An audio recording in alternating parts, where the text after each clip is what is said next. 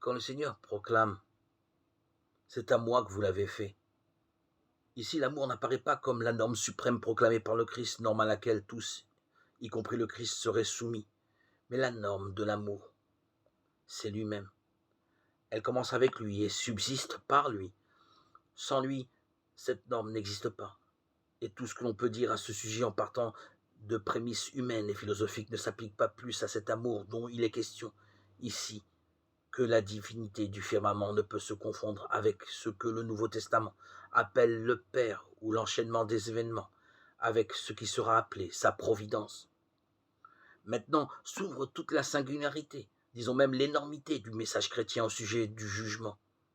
L'échelle des valeurs à laquelle se réfère le jugement est l'attitude adoptée à l'égard du Christ.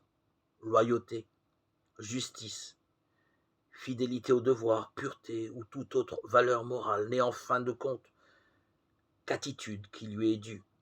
La doctrine du jugement est en définitive une révélation du Christ.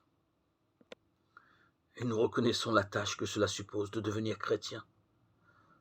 Le voir de façon si totale, en tout, porter si fort sa figure dans le cœur qui nous fasse croître au-delà du monde, de l'histoire et de l'œuvre de l'homme, qu'il ait la faculté de tout traverser du regard, de tout sous-peser, pour lui assigner sa valeur éternelle, en un mot, le juger.